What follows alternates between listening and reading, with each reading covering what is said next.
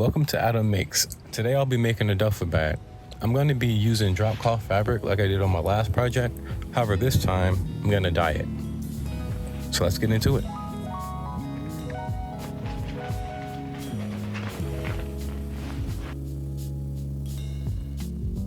So I'm going to be making a color called Magnet.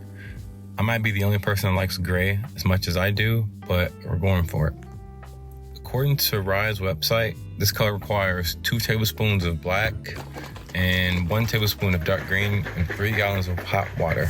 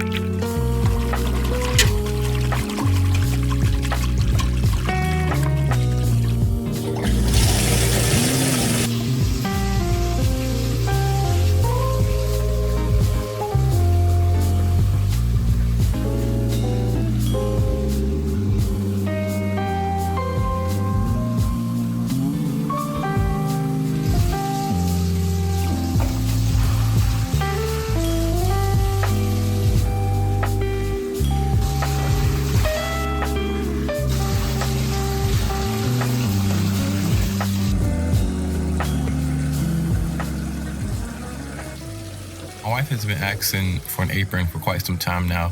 Maybe one of these days I'll make a video on how I made the brown one you see here in the video.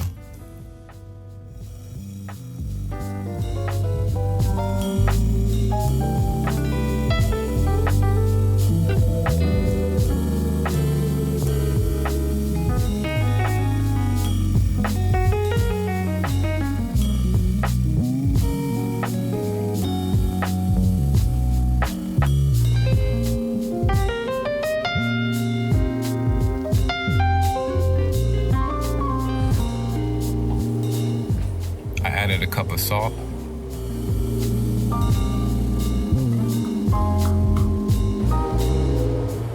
and a drop of dish soap.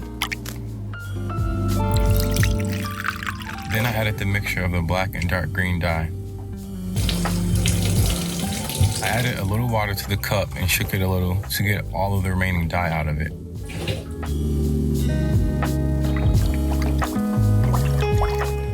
Stirring it up.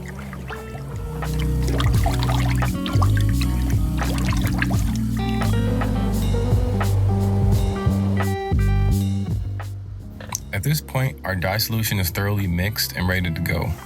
Maybe next time I'll use a clear bin so you can actually see what's going on. Hell, it might even be beneficial for me to see what's going on in there, honestly.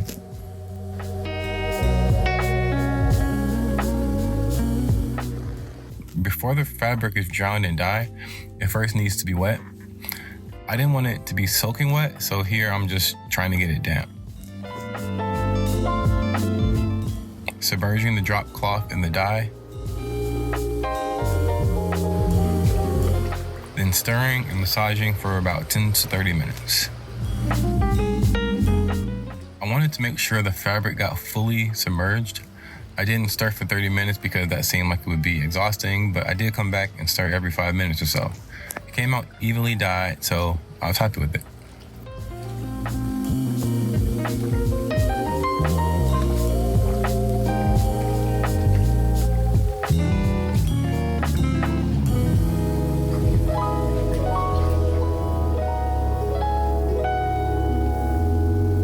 Examining the fabric for inconsistency, none detected. Next, I mixed 3 more gallons of hot water and 4 tablespoons of red color stay dye fixative. It supposedly prevents the dye from fading. How true is that? I don't know, but I felt $4 wasn't too much of a loss. I stirred occasionally for 20 minutes.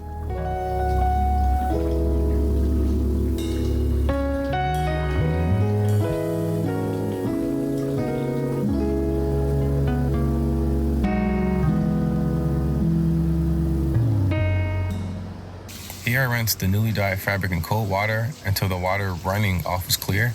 I have to say the water was clear pretty immediately, so maybe the color stay stuff is legit. Lastly, I rinsed in warm water.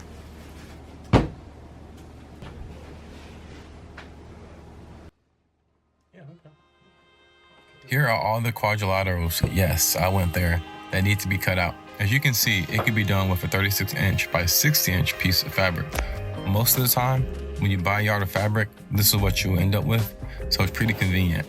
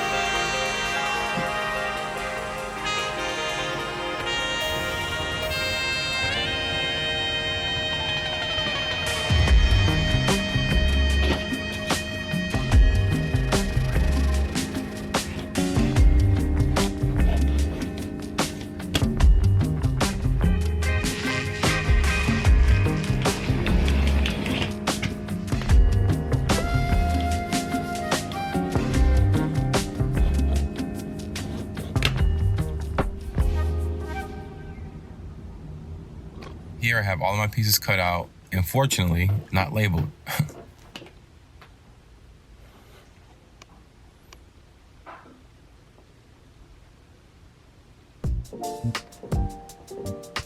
Starting with the side zipper pocket, I grabbed the two 10-inch by 11 and 3/4 inch pieces of fabric. One of them I folded in half on the long side, the 11 and 3/4 inch side. I use basting tape a lot on this project. Here I'm using it to secure one side of this piece of fabric to the other.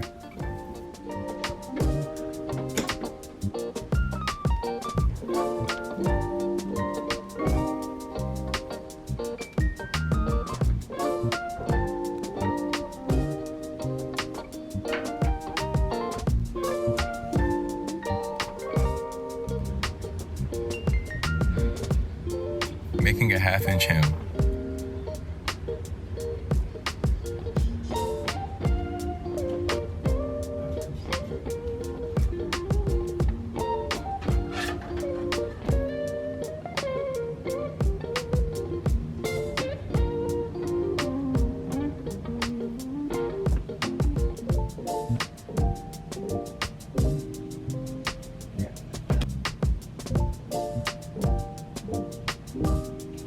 For a walk or something.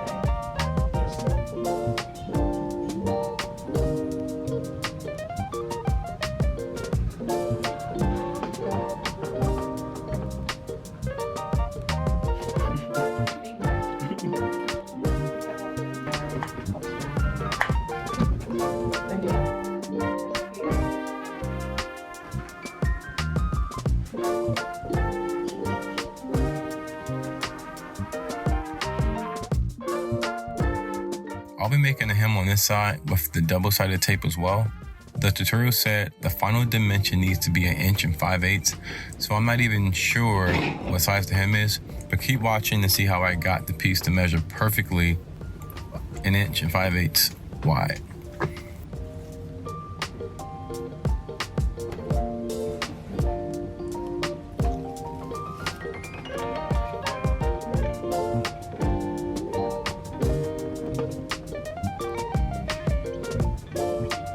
I taped my ruler at the 1 inch and 5/8 mark to get my measurement basically perfect. I lined the piece of fabric to the very edge of the ruler board, if that's what you call it. Used a few clips to keep it from sliding around.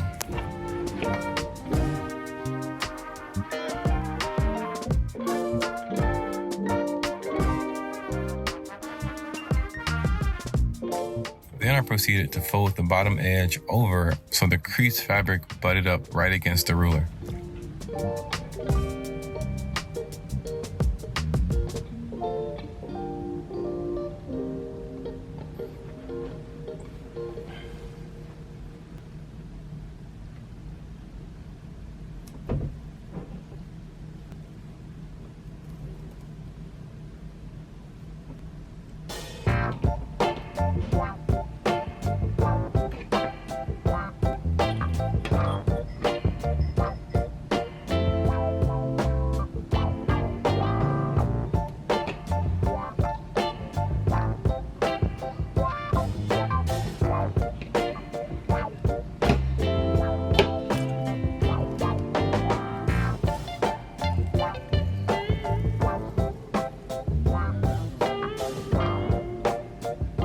used a somewhat similar method to create a 1/2-inch hem on the piece that I cut the smaller strip from.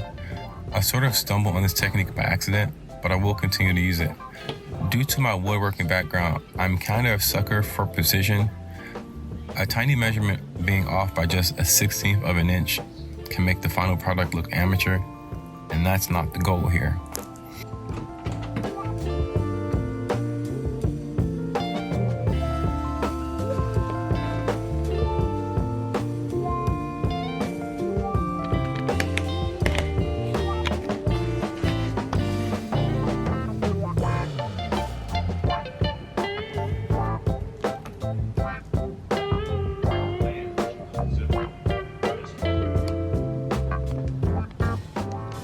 Here I'm taking the folded over edge and pressing it onto the exposed double-sided tape on the zipper. Then I'll do the same for that 1 5/8" strip we cut from this piece.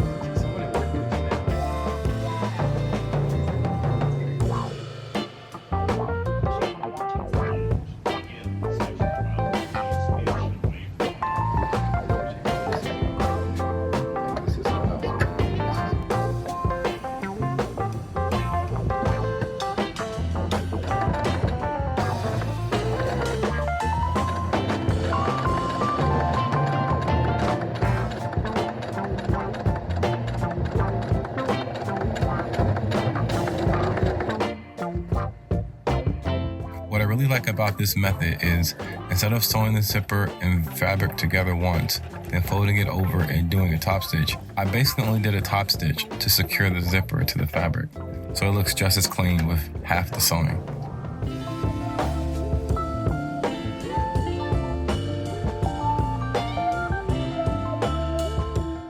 Remember the other 10-inch and 11 3/4-inch piece we folded and set aside? So I'm going to need that piece to create somewhat of a divide inside the zipper pocket we're making. I'm taking that piece and I'm going to sew the creased edge at about 2 millimeter seam allowance for a clean look.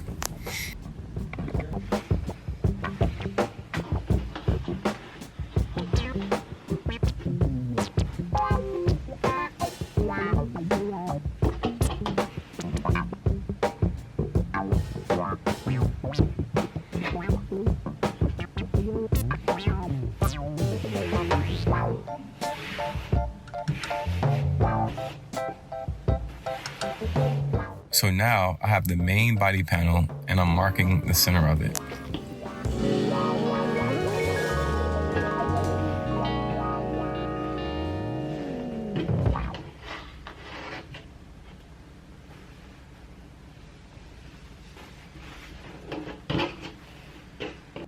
This part of the tutorial was confusing, but basically you're trying to find the center of the panel and measure 7.5 inches to the right of it. I made a diagram that may or may not make this even more confusing, so I recommend attempting to watch the original tutorial if you're planning on making this thing, I guess.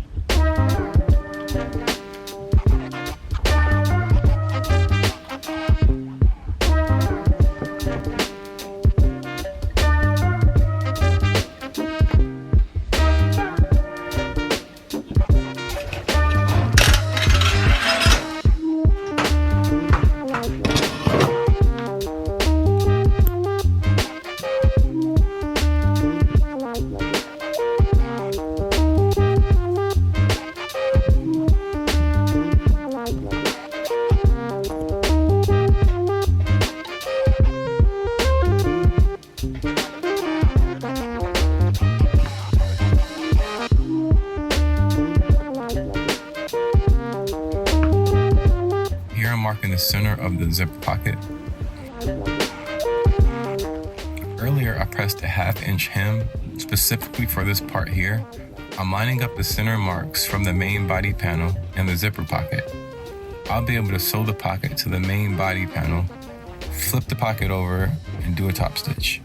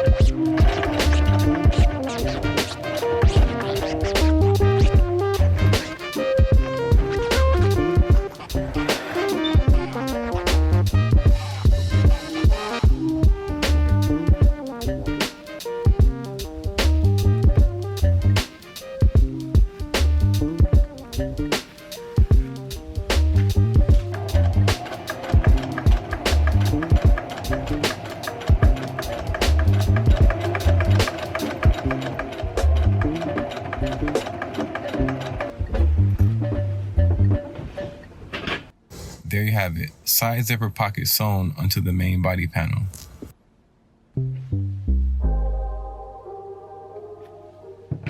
This material may or may not look familiar to you, but it's just an oat yoga mat. It makes an awesome stabilizer for the bottom of a bag like this, so we're using it. I'm cutting out a 12 inch by 20 inch piece of foam because the tutorial told me to do so.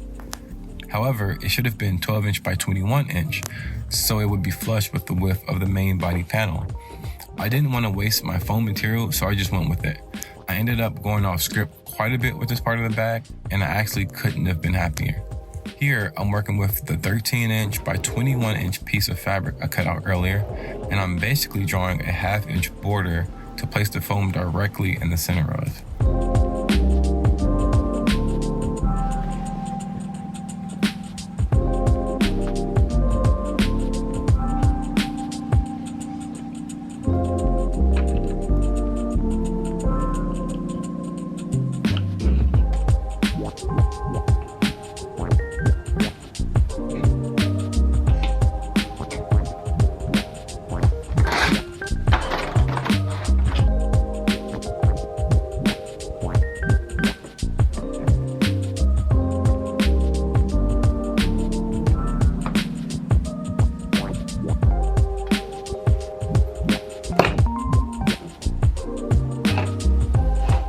You see how my foam panel doesn't reach the edge of the main body panel? Now look at the tutorial. This is where I panicked initially. I only dyed so much fabric that I literally did not have enough to do this part over, so I just went with it.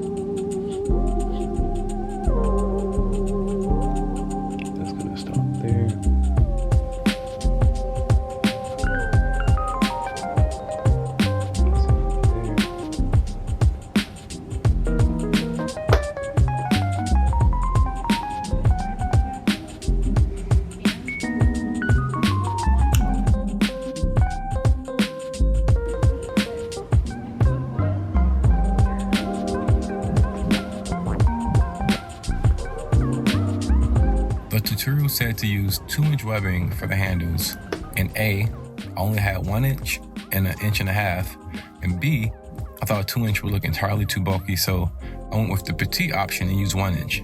Plus, I thought it'd be cool to keep at least the exterior of the bag cotton, as my 1.5 inch stuff is nylon.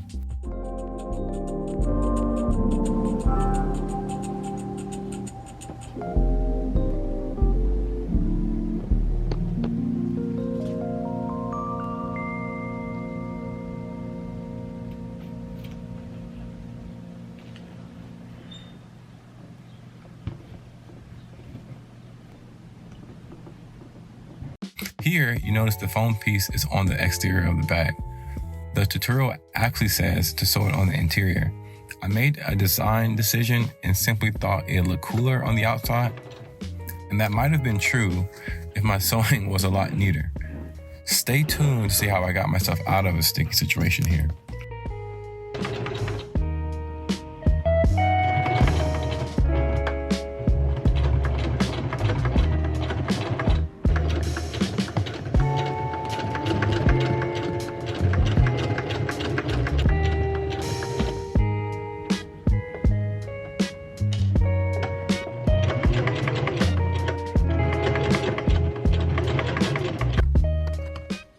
So I didn't love the way the bottom turned out, as I mentioned earlier, so I figured I'd cover it in black ripstop fabric. This ripstop is actually the thickest ripstop I've come across and not the flimsy stuff you see at Joann's. So I thought this would be a nice aesthetic decision, but it also adds a waterproof element to the bottom of the bag. Also, a light gray color like this would probably have no issues getting dirty at the bottom. I could just wipe this ripstop material with a damp cloth and keep it moving.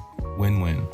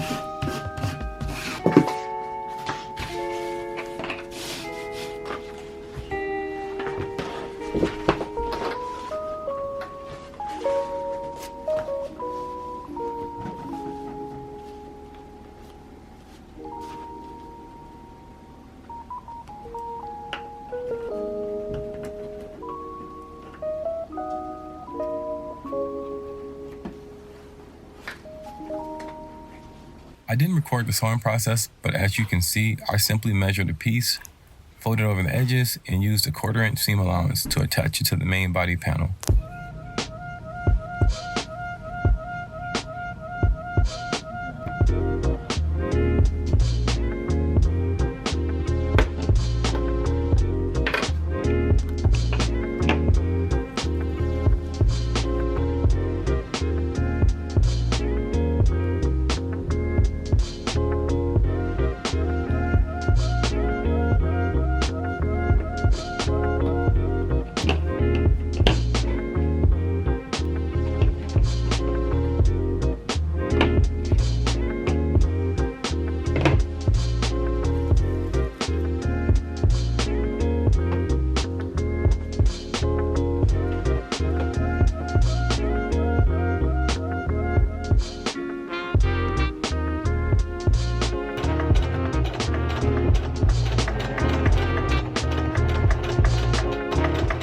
At this moment, I'm working on the end pocket. This is the piece that measures 9.5 inch by 10.5 inch.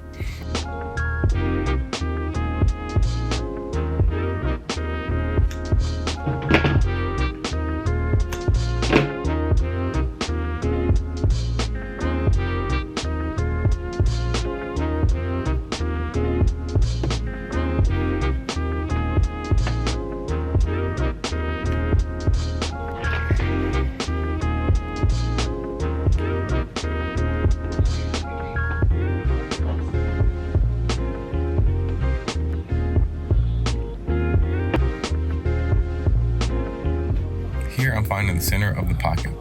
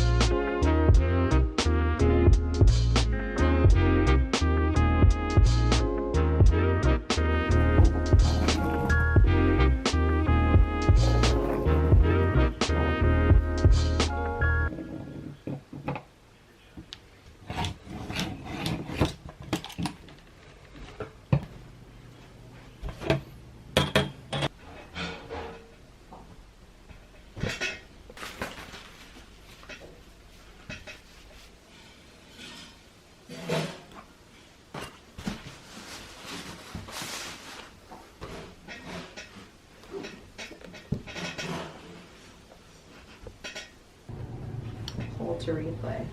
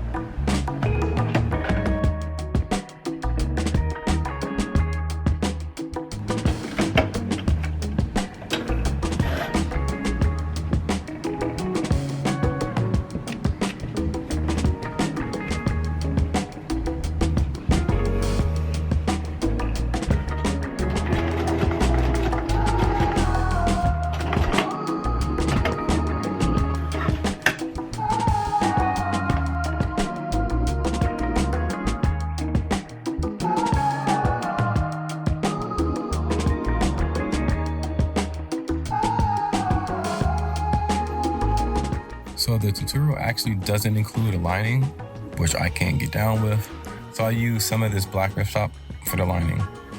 There's probably a more correct, dare I say efficient, way to do a lining, but I'm still figuring that out at this time of my sewing career.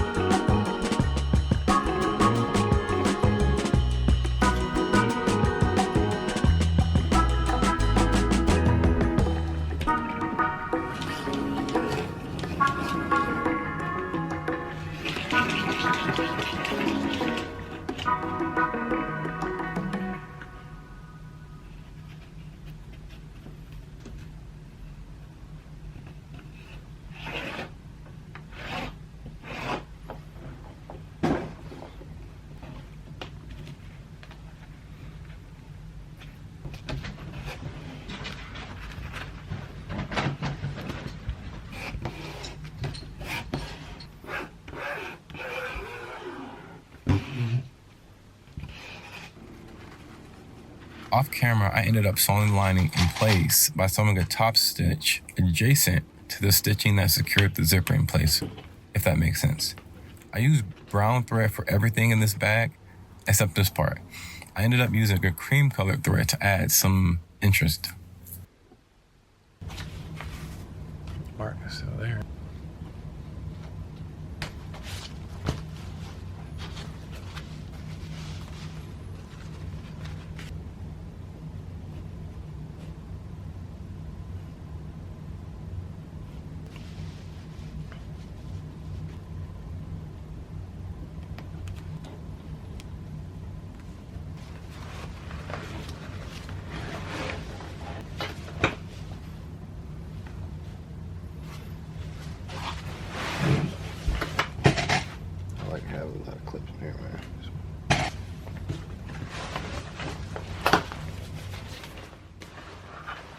If you notice, you can see some pretty bad looking stitching along the lining of the bag. Unfortunately, my sewing machine has only gotten worse, and no matter how many YouTube videos I've watched on correcting the problem, I can't seem to get it to work properly.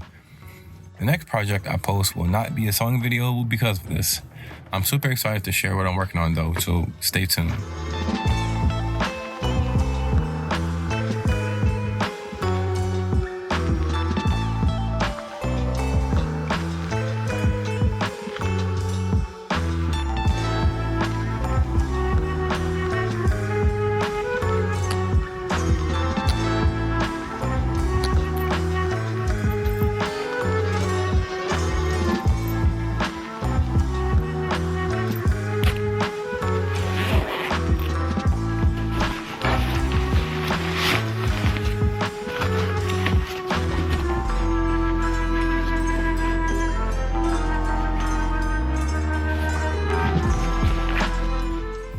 honestly wanted to sew bias tape along those rough edges, but like I said before, my sewing machine was starting to act up, and I just wanted to get through the project while I could.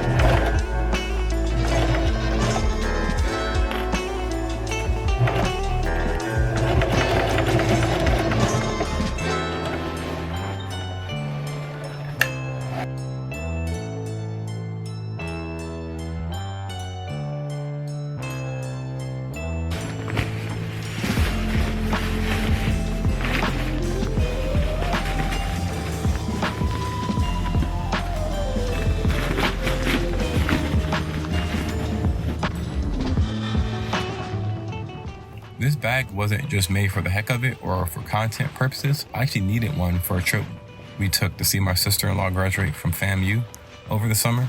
When we moved, I had a suitcase in storage, and when I went to get it, I opened it, and for whatever reason, there was mold growing all over the insides.